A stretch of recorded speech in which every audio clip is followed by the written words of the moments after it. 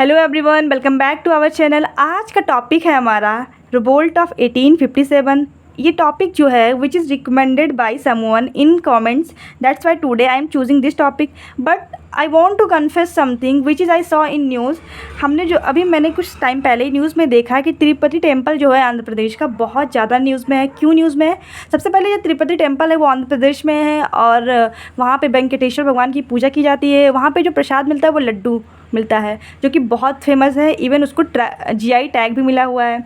GI tag होता है किसी पर्टिकुलर रीजन की जो थिंग्स होती है वो उसमें जो स्पेशलिटी होती है उसी को दी जाती है जीआई टैग बाय गवर्नमेंट।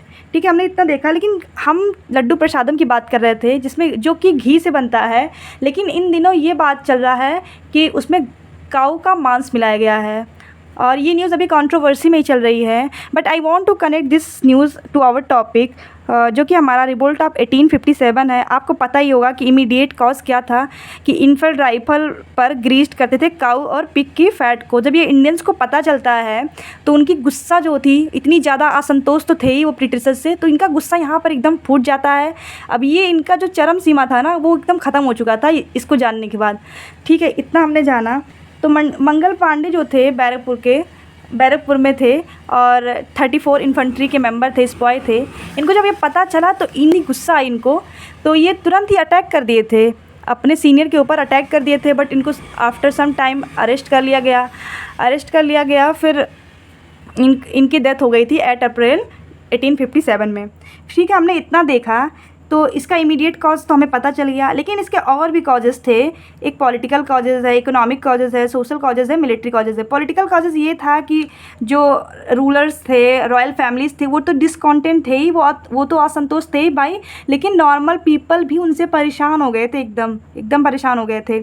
फिर इसी बीच लॉर्ड डलहौजी ने डॉक्ट्रिन ऑफ लैप्स की भी इंट्रोड्यूस कर दी थी 1840 में, जिसको हड़प की नीति भी कहते हैं। हड़प की नीति को इंट्रोड्यूस किया तो जो रूलर्स थे वो तो एकदम डिस्कॉन्टेंट हो गए थे इनके इस नीति से, क्योंकि कहीं ना कहीं ये जो पॉलिसी था इसमें ये था कि जो सक्सीजर थे वो एडॉप्टेड सन नहीं बन सकते थे। तो सबसे ज़्यादा तो रानी लक्ष्मीबाई को इससे बहुत गुस्सा आया था उनको इस चीज़ से।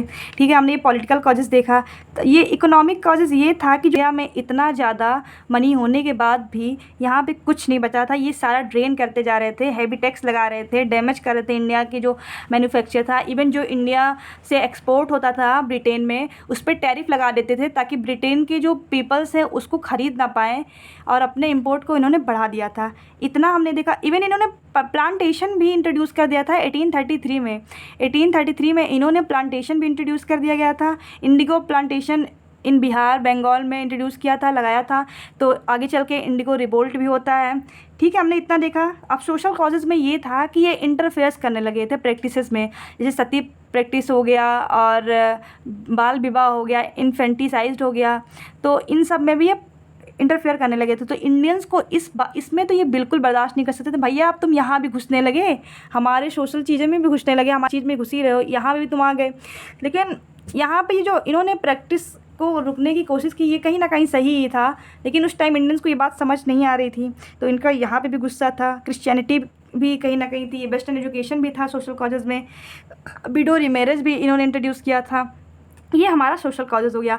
मिलिट्री कॉजेज़ में ये था comparison to British, Indian military ज़्यादा होते थे, उनके मिलिट्री में 87% होते थे, लेकिन इनको अमाउंट कम दिया जाता था। और हमेशा जो ब्रिटिश मिलिट्री होते थे वो अपने आप को सुपीरियर समझते थे comparison to Indian military.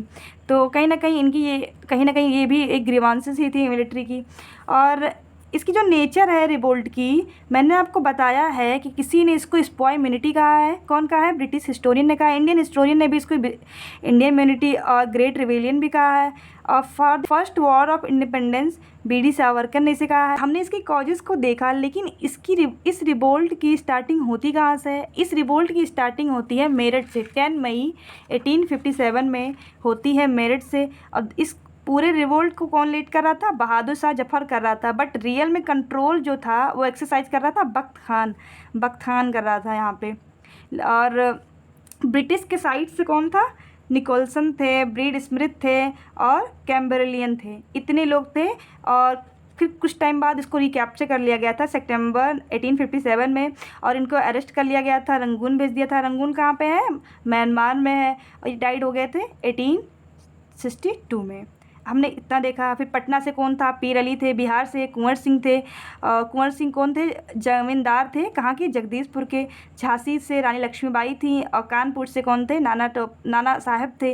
Lucknow से बेगम हजरत महल थी। इलाहाबाद से लियाकत अली खान थे।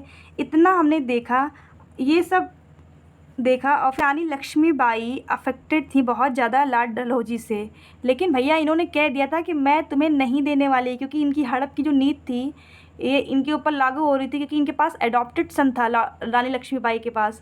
इसीलिए इन्होंने कह दिया था कि मैं तुम्हें अपना एडमिनिस्ट्रेशन नहीं देने वाली हूँ। इन्होंने तात्या टोपे के साथ मिलकर ग्वालियर को जीता, बट आफ्टर सम टाइम ये भी हार गई, इनको भी हरा दिया गया, डेथ हो गया इनका। तो इसका मैं कॉजेज़ बताना चाहूँगी, इसकी कॉजेज़ क्या है इस रिवोल्ट के हारने की। क्योंकि कहीं ना कहीं यूनिटी फैक्टर भी मैटर करता है, क्योंकि यहाँ पे यूनिटी नहीं था। जो बहादुर शाह जफ़र की वाइफ थी जीनत महल, वो जाके सारा चीज़ ब्रिटिशर्स को रिवील कर दी थी, सारा चीज़ बता दी थी कि क्या कैसे होने वाला है। अब बताइए। और जो सिंधिया थे, सिंधिया जो मराठा से आते हैं, वो भी जाके सारी मतलब पूरा हेल्प कर रहे थे किसको? ब्रिटिशर्स को। तो यहाँ पे यूनिटी ऑफ यूनिटी। और एक और कॉजेस था, यहाँ पे फुल इंडियन पार्टिसिपेशन नहीं था, इंटेलेक्चुअल लोग पार्टिसिपेट ही नहीं कर रहे थे। और यहाँ पे जो ऑर्गेनाइज्ड मैनर में जो होना चाहिए रिवोल्ट, वो भी नहीं हुआ। सडनली सब कुछ स्टार्ट हुआ, कुछ ऑर्गेनाइज नहीं किया गया। और यहाँ पे जो पुअर आर्म्स एंड इक्विपमेंट भी थे, कुछ अच्छा मशीनरी की यूज़ नहीं की गई थी। उनके पास डेवलपमेंटल मशीनरी भी थी, हमारे पास नहीं थी, इंडियंस के पास नहीं थी।